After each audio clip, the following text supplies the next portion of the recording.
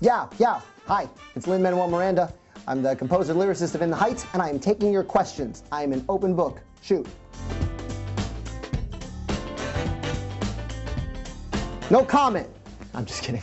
It was amazing. It was part of a larger day. It was the first White House spoken word event. And the day started with me splitting a van with James Earl Jones to the White House. The day could have ended there and it would have been a perfect day. But it was an unreal experience.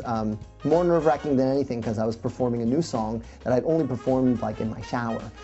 So the fact that it was so well received was pretty amazing. And there's not a room in the White House that isn't awesome.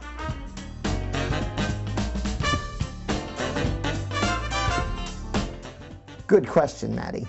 I actually came up with the character of Vanessa before I started dating my wife, Vanessa. Although I had met Vanessa and I went to high school together, but we didn't have sort of the same groups of friends. We didn't really know each other. So it's sort of a chicken-egg thing. I created Vanessa in college. I named her originally after my sister's best friend. My sister Luce has a best friend named Vanessa, and I just figured Nina was based on my sister, so let me name Vanessa after Vanessa. And now, of course, anytime anyone meets my wife, they're like, oh, you're the Vanessa.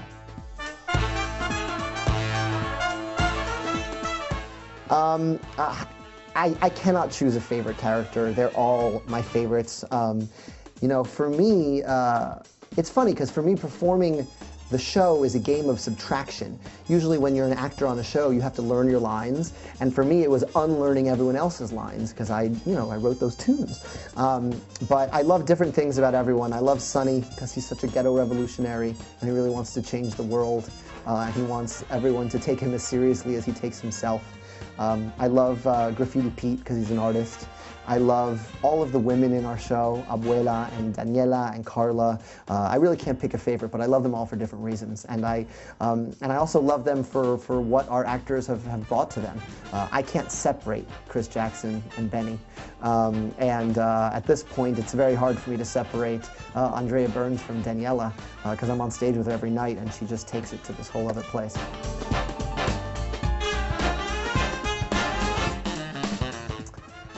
They were both the hardest at the beginning.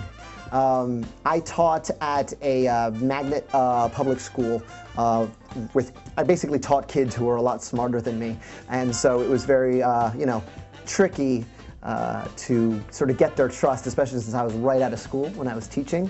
I think they were both equally rewarding, and but in a lot of ways teaching is harder, mainly because of the grading.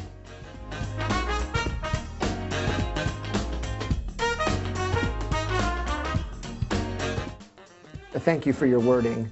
It is actually part of a larger project, and I am working on it in my spare time. I don't have much spare time. I'm averaging about a song a year.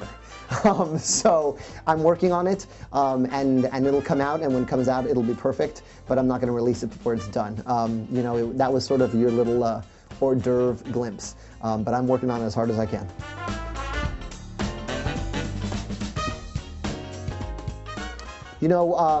Yes, the answer is yes. You always get a lot of rejection. Anytime you're going to put something new into the world, there's a million people who will tell you how they've done it better before, or how that's already been done, or how it's not going to work.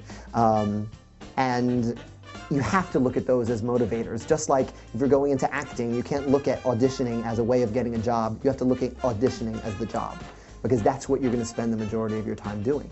And if you love it, getting the job is gravy. So sure, the trickiest thing is continuing to work.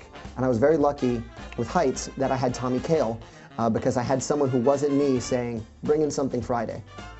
Bring in something on Friday. This is good. This part feels weird.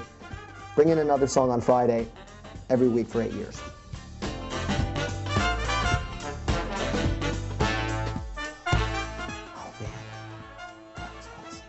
It was awesome.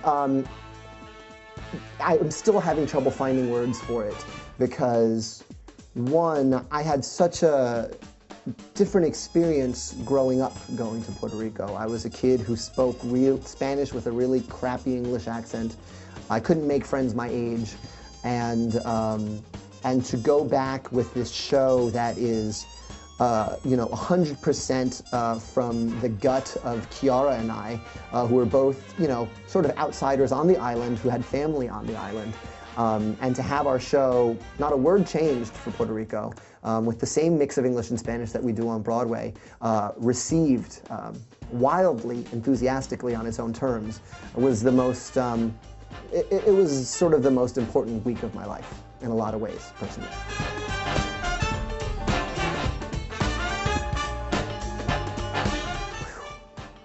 That's a great question. I give half of it away right away, because that takes all the pressure off, right? So I give half of it away to probably Broadway Cares, or Upper Manhattan Empowerment Zone. Those are two organizations I like to give money to. And then the rest of it, I would indulge and buy myself the new Assassin's Creed Brotherhood game. And then the rest of it I would give to my wife to save, because that's what I'm learning to do.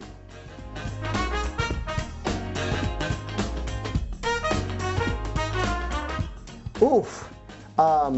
In life, mofongo. Before a show, sushi. Pancha. Peanut butter.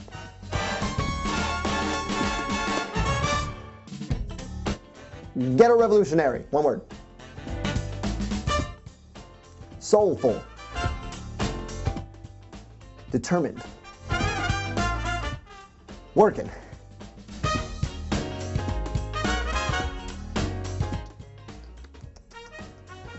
Chorus line. Piñón. For those of you who don't know what piñón is, it's kind of like this delicious meat pie, and it's got sweet plantains all around the crust. It's really delicious. It's my favorite.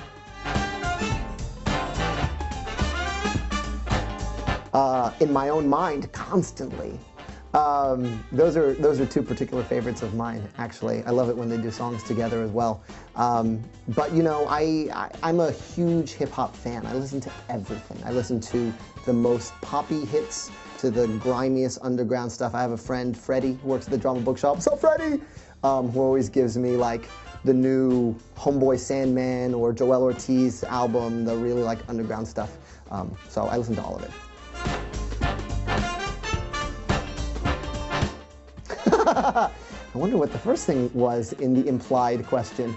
The second thing I do, oh gosh, how do you answer this and not anger a million people? The first thing I thought was like stroll around the White House like naked. That's the first thing I thought. That's the worst use of power ever. But that's what I thought, I'm being honest. It's real talk. Real talk. Broadway.com. Thanks for having me on Ask a Star. This is one of my favorite segments to watch on the site. I also like word of mouth, so look for me in an upcoming review. Peace.